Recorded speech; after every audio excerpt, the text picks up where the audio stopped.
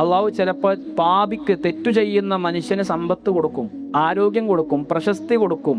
അവൻ വിചാരിക്കും ഞാൻ സുരക്ഷിതനായ, സേഫാണ്.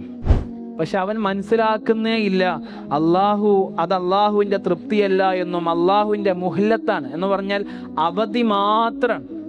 നമ്മൾ വളരെ ഗൗരവമായി ആലോചിക്കണം. നമ്മുടെയൊക്കെ കാറുകളുടെയൊക്കെ ബാക്കിൽ ഇങ്ങനെ സ്റ്റിക്കറായി പതിപ്പിക്കുന്ന ഒരു ആയത്തുണ്ടല്ലോ, ലൈൻ ശകർത്തും ലഅസീദന്നകും വഇദഅദ്ദന റബ്ബുക്കും, നിങ്ങൾ റബ്ബ് നിങ്ങൾക്ക് വാഗ്ദാനം ചെയ്തു, ലൈൻ ശകർത്തും നിങ്ങൾ നന്ദി കാണിച്ചാൽ ലഅസീദന്നകും നാം നിങ്ങൾക്ക് അധികരിപ്പിച്ചു തരും.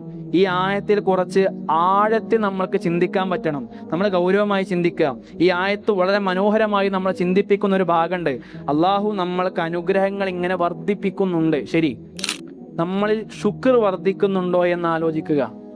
നമ്മുടെ വീട് വലുതാകുന്നു, പക്ഷേ സുജൂദ് വലുതാകുന്നുണ്ടോ, കൂടുന്നുണ്ടോ എന്ന് ആലോചിക്കുക. നമ്മുടെ വരുമാനം വർദ്ധിക്കുന്നു, പക്ഷേ സ്വതക്ക വർദ്ധിക്കുന്നുണ്ടോ എന്ന് ചിന്തിക്കുക. നമ്മൾ ഫോണുകൾ ഇങ്ങനെ പുതിയത് വാങ്ങുന്നു, പക്ഷെ ഖുർആൻ തുറക്കുന്നതിന്റെ എണ്ണം എത്രയാണ് എന്ന് ആത്മപരിശോധന നടത്തുക. ഇത് പറയുന്നത് അള്ളാഹു അധികരിപ്പിച്ചു തരും എപ്പോ നമ്മൾ നന്ദി കാണിക്കുന്ന പക്ഷം.